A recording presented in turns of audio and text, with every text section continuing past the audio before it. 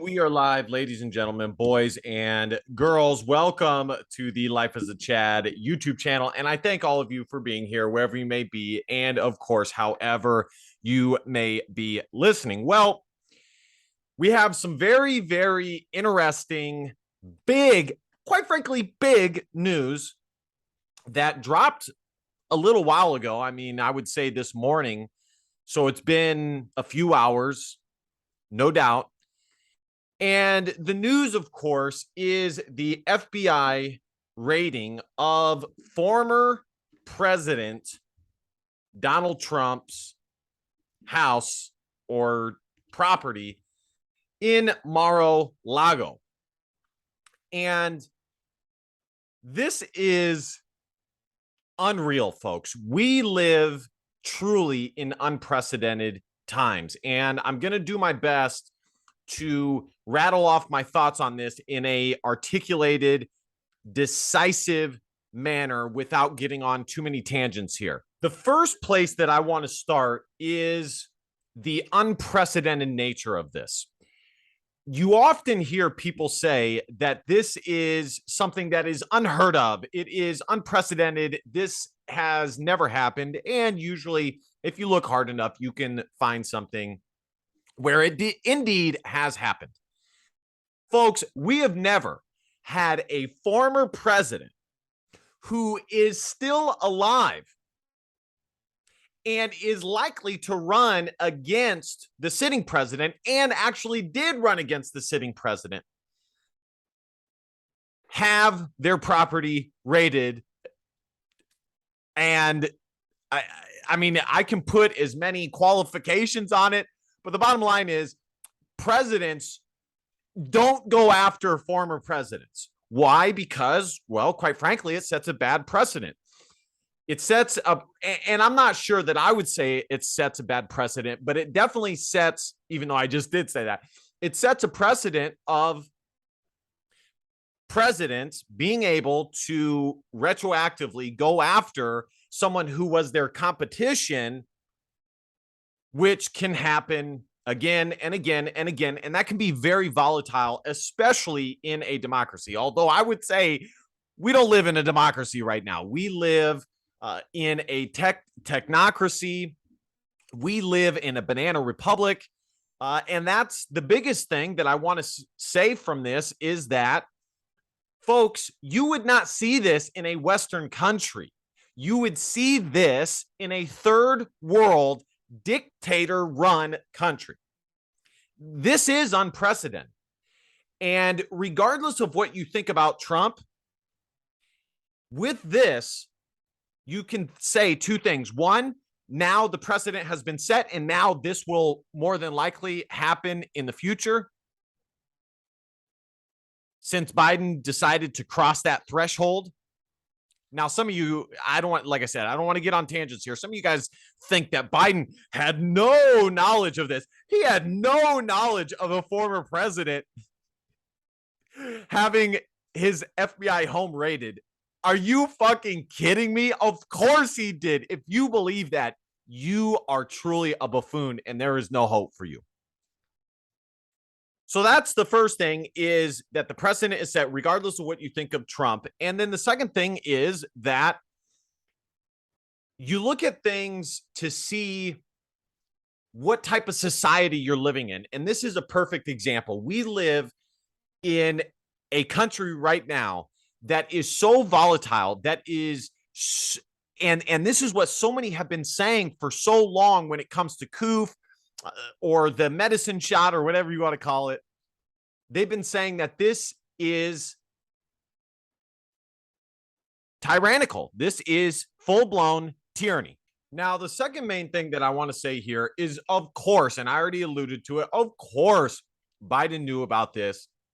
He fucking issued it. If you believe he had no knowledge of this, you really are a moron. But the reality is that there's some scheming here. And it's my belief, and I agree with Clay Travis, who has said the same thing, that this is being done, number one, to satisfy the members of the base that at all costs wanted to see Donald Trump behind bars, even though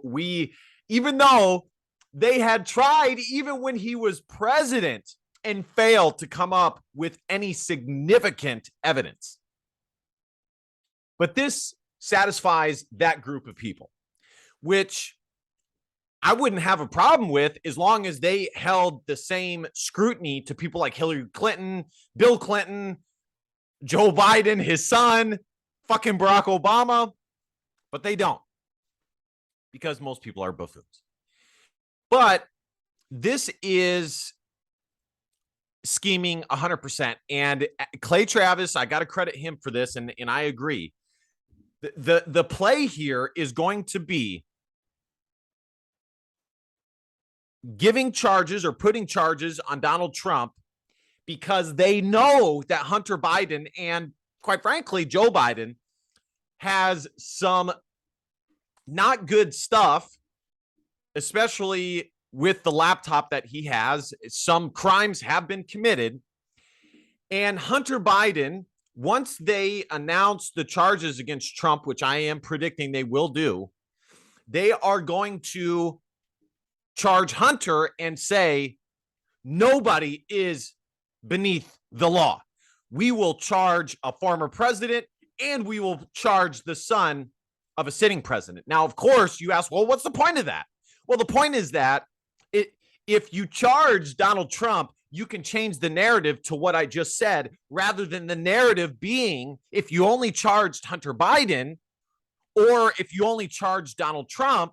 If you only charge Donald Trump, the narrative would by and large be that this is tyrannical. If you only charge Hunter Biden, which I'm predicting they will do, the narrative would be that the Joe Biden family is shit.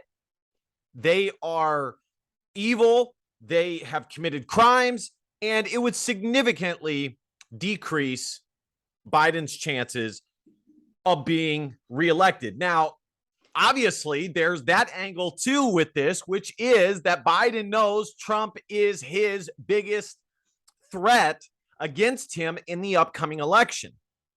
Now, I think you could probably put any, conservative Republican up there, and Biden has done such a bad job that they would have a good chance of beating Biden because Biden has done so fucking, and his administration has done so fucking bad.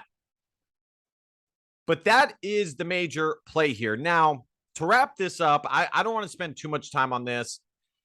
To wrap this up, I've told you guys that I'm a paleo conservative, but less and less am I